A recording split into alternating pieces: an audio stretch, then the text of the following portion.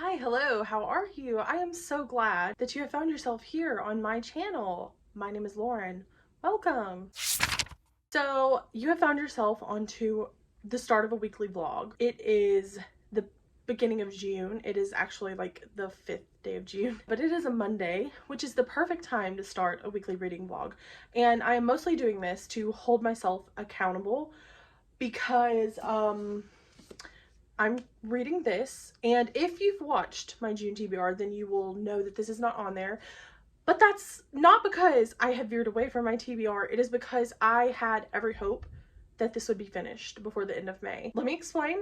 I have a lot of things going on like behind the scenes that are exciting and kind of have been distracting me from reading. And then usually when I would have the most time to do some reading is on the weekend. So we've been dedicating our weekends actually to organizing and cleaning around our house, because in the almost 6 years that we've lived here, we have accumulated a lot of things that we no longer use, things that we don't need, things that we don't want.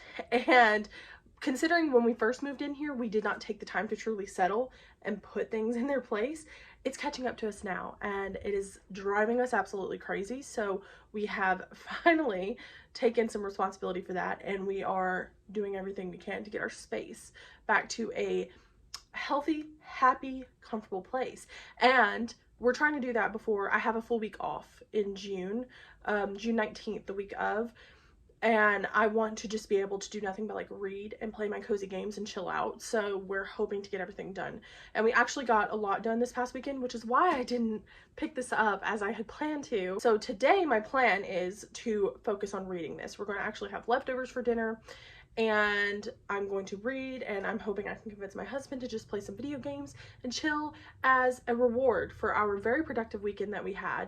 Because now all we pretty much have to do is like some organization things in our bedroom, but that requires us to organize this bad boy right here, our master bedroom closet. Yeah, it is a disaster area in there, and nothing has a place. So we have got to do some purging and organizing on that, but that is going to be reserved for this weekend.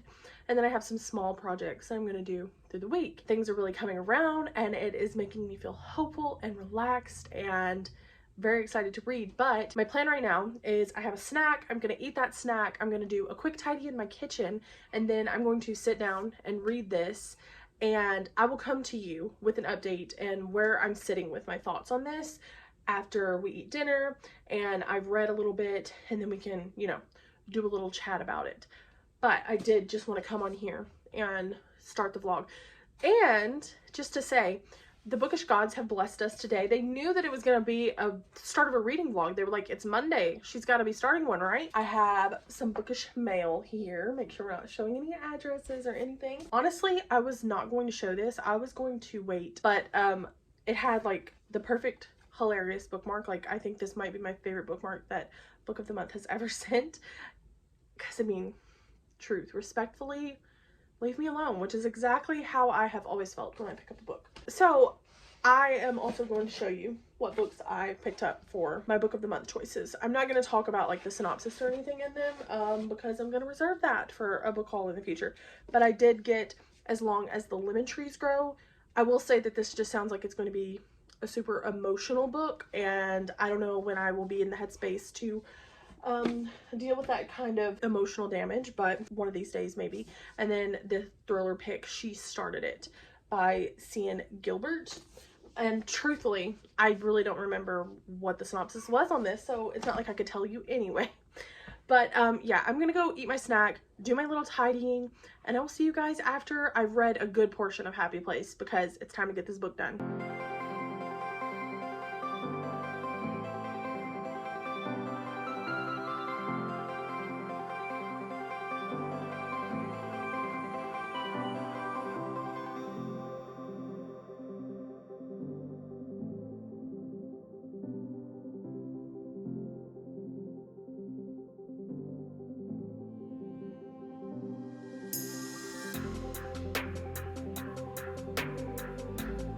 Okay, so I finally finished Happy Place this evening. It is Tuesday evening. I'm sad to say that it wasn't like that same 5-star Emily Henry feeling that I usually get when I read her books. But I think that had more to do with my reading experience because I didn't get to read this in like one full sitting, and I think that would have really helped me become more engrossed in the story because, I mean, at the end of the day, this book had everything that all of her other books that I love have. It has the signature Emily Henry banter between the characters. If anything, this was like the best banter that she's had in any of her books. There were some moments that I was actually laughing out loud, and it has the very light pining and angst between the characters and the emotional, heart-wrenching aspects as well. And so I am going to rate it 4 stars because I mean, and at the end, these last like 100 to 150 pages where I've been able to just sit and read for long periods of time were much more impactful to me than like the beginning of the story when I was just kind of getting bits and pieces here and there as I was picking it up. So I definitely think that the book is good. Like, it is definitely worthy of all the praise that it's getting right now. Like, it probably is. I think as far as her writing goes, I think it's probably her best, and she's probably going to continue to get better. But just as far as like experience, I just can't give it that 5 stars because I just wasn't fully immersed within the story as I would have liked to be. Now I can officially start on my June TBR, and I already kind of know what I want to read, I think, but I'm gonna look back over it in the morning before I choose which book to carry with me to work, and then I will let you guys know for sure what I pick for sure. But I definitely have something already top of mind that I'm gonna be starting tomorrow. So I will see you guys in the morning. For now, I'm going to get a good night's sleep.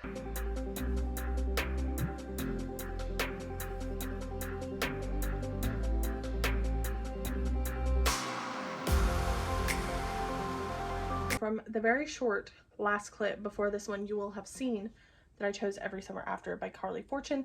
This was the book that I already had in mind. I've been really dying to read this, and since I was in a mood to love books, I thought it was time that I finally picked it up.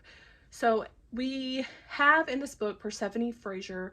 She goes by Percy for short, and she's having a bit of trouble at school, and her parents have decided that they're going to purchase a lake house for them to go to every summer, sometimes holidays. And she goes on this first summer when she's 13, I believe, and she meets the neighbor boys, Charlie and Sam, and they live right next door. They're there year long. They're residents of the little lakeside town, and her and Sam become best friends, and they stay best friends for a long time. The book also goes back and forth between each summer that they were growing up. I think it says like 6 summers on the back, and then a weekend in the present time, which is when Sam's mother passes away and Percy goes back to the small town to attend the funeral. But we also find out that the two of them haven't spoken in 12 years, I think. And so we're trying to figure out what happened, what broke them apart, because they definitely had a crush on each other when they were younger. It's very obvious that Percy likes him as soon as she meets him, and Sam's affections for her grow for sure. And so I'm very intrigued to see what's happening, what happened between the two of them to keep them from talking for so long. I actually have notes. That's right. She's a professional. So I had a few thoughts while I was reading this. This is definitely for me, I think. I read books just like this when I was growing up. My favorite author as a teenager was Sarah Dessen, and these feel very much in that vein. This is definitely for readers who loved her when they were growing up and want to shift more into romance, the adult romance genre. I just feel like this is the perfect summer read, especially if you were a lover of Sarah Dessen. And it's also very reminiscent of the Summer I Turned Pretty series, which is very convenient that I'm reading that right now because I just watched the trailer for season 2 today, and I'm very excited to see that. I'm very excited. So like I said, it's very reminiscent of that, especially because there's 2 brothers, and then like she's the one girl going back to see them, and she only sees them during the summer, and she's very fond of them, you know. Now the setting in this is great. I love the setting. I can visualize the lake, I can visualize the cottages, I can visualize like the town and the restaurant that's very prominent in the story. The only thing that is kind of keeping me from truly feeling like it's a 5-star is the writing is very simplistic. It doesn't have like that emotional flowery writing that you would get in like a Emily Henry novel that really pulls those emotions out of you. But like I picked this up yesterday morning and I'm over halfway. Like I only have, I would say, like maybe like a third. I don't have much more left, like 115 pages or 120 pages left of it. So it's a super quick paced read, and I think that is because the writing is so simplistic, and but it's not bad writing at all. Like it's very easy to consume, and the characters are very well written, I think. And like I said, the setting is very, very good. I will say though that one thing that is falling short for me is I want to feel more tension between them in the present day timeline, because they haven't spoken in 12 years and I'm not quite getting the like soulmate who I haven't spoken to and I'm setting eyes on for the first time in 12 years kind of vibe. Like there's not enough pining and emotional angst for me just yet on that end, because I'm very invested in when they were younger. Like there's been parts where I'm like giggling, smiling, kicking my feet because they were just really cute, because they grew from this beautiful friendship to something more. And I just want to know so bad what could have broke them apart. And I've heard that it's toxic. I've read some reviews, so I kind of think I know what the twist is going to be.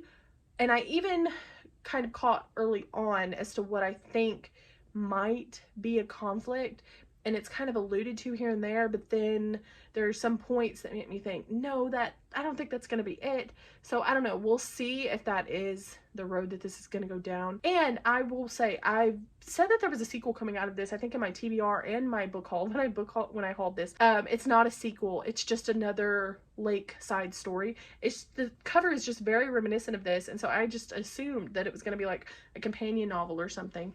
So no, it follows an entirely different couple, I think in an entirely different place, if I'm not mistaken. I don't know. The reviews on that haven't been as great as this, so we'll see if I pick it up. But I'm really, really enjoying this so far. It's very much got that like addictive book quality that I love so very much. So my plan for the evening is I brought home dinner actually for my husband and I to eat. So when he gets home, we're going to do that. But until then, he's not home. So I'm going to sit down and read this for a little while.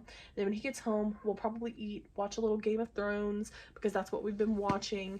And he's never watched it, so I thought I would get him into it. He's definitely not great at paying attention to the TV, so I feel like I'm having to explain a lot of plot points.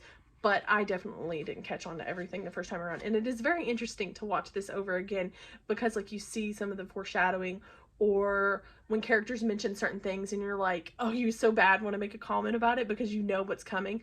But I'm doing good and not spoiling it for anything so far, I think. So we'll probably watch a little bit of that, and then I will definitely be finishing this tonight. Like I feel very confident that I could finish this, because like I said, it's just going super, super quickly.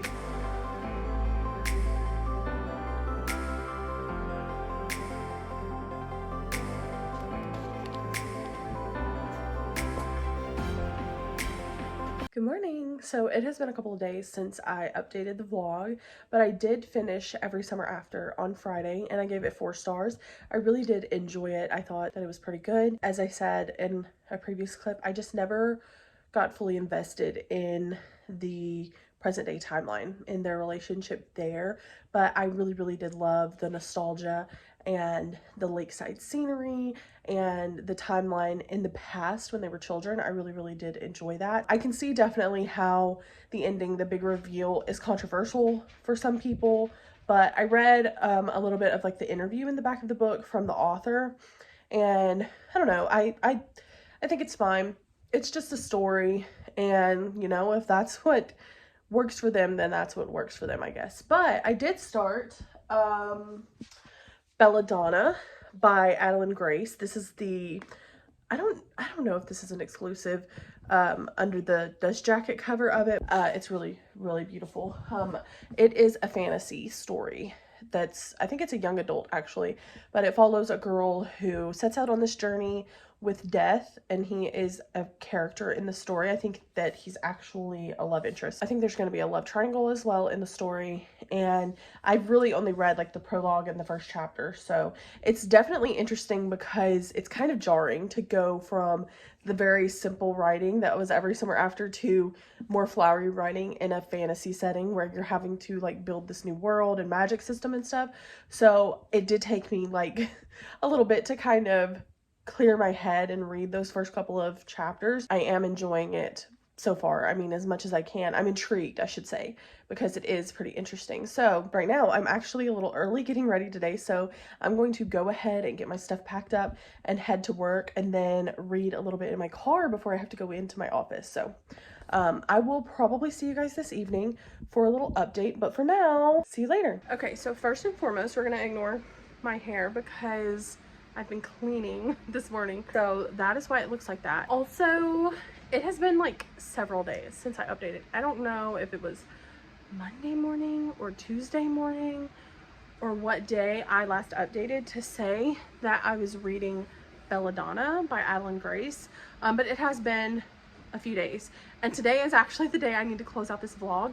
So I'm gonna do my very best to make this vlog worth something with the clips that I have put out, because I want to be consistent. I've done really well in putting up a video so far once a week. I've got 3 videos out, most recently being my mid-year freakout tag where I talked about all the books that I read this year so far, so I'll link that somewhere. Also, if you can hear the rumbling of my robo vacuum cleaning the kitchen, also ignore that. I have been reading Belladonna by Adalyn Grace, and it's been a bit of a slower read because I haven't been reading as much at home. I was reading a lot more at work and a little bit in the mornings and things like that.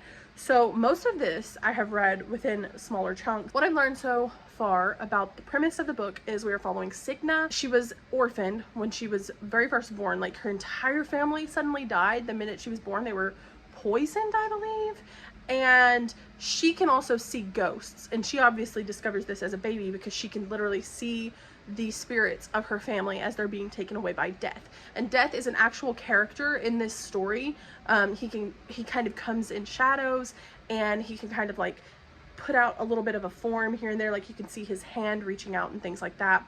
And Signa can actually speak to him. We see that glimpse of her entire family dying, and then we move forward where she's living with her Aunt Magda, and you find out that Signa has lived with numerous family members over the years, and each one of them has died in some way, and so she obviously has this very complicated relationship with Death, and Signa herself cannot die. And then in that moment where she's sort of dead but not quite, she can actually talk to Death and have conversations with him, and she's very frustrated with him, obviously, because she feels like he's out to get her. He's been getting rid of all of her caretakers, and she can't live a semblance of a normal life because there's these rumors around her about how she's cursed because everyone around her dies. But she also has this inheritance, so people are scrambling to take care of her so that they can maybe get a little piece of her fortune. The entire premise takes a whole different form when Signa's most recent relative dies, and she has to move to Thorngrove with a new set of relatives, and it's this big mysterious manor with this family who has all this money, and they've got this mystery going around them. Their matriarch of the family has just recently passed away, and there's some maybe more to it than it originally seemed was going on, and so Signa has to help figure out what happened here, because now that matriarch's daughter is also in the same trouble, it seems. And then we have these interactions with a stable boy named Silas, who has declared that he will help her figure out what's going on. And then we also have the interactions with Death as well. I will say that at the start of the story, Signa bothered me a lot. Like, we were so very in her head, and she kind of took everything as black and white. She was very naive. She was like, oh my gosh, Death is out to get me. I hate him. And you kind of want to say, girl, you know that there's more going on. Like, don't you want to figure out why? Like, why is he after you? Like, what is going on? Like, you know you can't die. Like, there's obviously this magical element. Like, don't you want to figure out the connection there? She just felt, I guess, just naive in the way that she was talking about things inside of her head. But then when you get to the manor, there's a certain point where the story kind of shifts when you realize there's more of a mystery element, and when we're not as much in Signa's head about how everybody is perceiving her or how she perceives the world, it's a lot less annoying. When she's more focused on the mystery, it's so much more compelling. And you also see her be a bit more confident. That's another thing. She has like a little bit of low self-confidence because she feels like everybody just wants to be around her because of her fortune, but then she's also missed out on so much of life, and so she wants to be a part of the society. And so this is more of a historical story as well, and so you do have a lot of talk about high society and wanting to find a husband and finding someone suitable and going to teas and, you know, having little society events and things like that. And so there is discussion of that going on as well. But now that the mystery is underway and we're getting to find out more about Thorngrove and the people who live there, it has gotten a lot more interesting, and I'm way less annoyed with Signa, because I can tell you right now, at the start, being inside her head, I was just like, no, I can't. I kept thinking back to the character in the Stalking the Jack the Ripper series, but that comparison didn't quite feel right, because she was still like, she had like a more strong woman element about her, and Signa doesn't necessarily portray that in the beginning of the story. And then it hit me. She very much reminds me of Tessa from the Infernal Devices series, and I'm so glad that that has lessened now that the story has progressed, because I probably would not have continued with the rest of the series. But I know so many people love this book, and so I was really confused about why it was so beloved for like the first, I would say, quarter of the book, because according to Goodreads I'm like 30-something% now. So I would say the first like quarter of the book, when you're getting to know Signa, her backstory, and how her relationship with death has manifested over the years, you're just like, girl,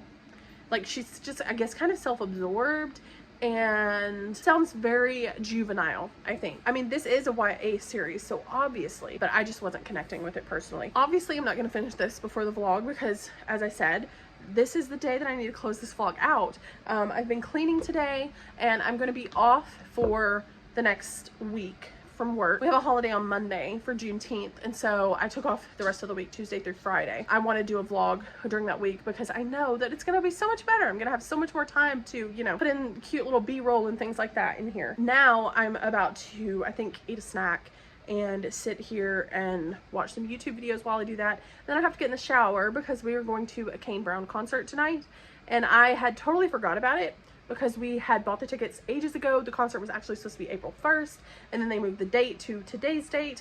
And so my husband reminded me earlier, and I was like, oh no. So now it feels like this spontaneous thing that I have to do, and I almost don't want to go, but I will go. We will go. We will have fun. I really, really do hope that I can salvage some of the footage here and make this a worthwhile vlog, because I did read quite a bit. I read the ending of Happy Place. I read Every Summer After, and now I've read nearly half of Belladonna. So okay guys, we are in the car headed to the concert. I just wanted to check in one last time and say that I am so appreciative of you guys watching, and you can check the description down below where I'll have all my links to my socials, Amazon wish list, book of the month, things like that. And I will see you guys on the next one. Bye.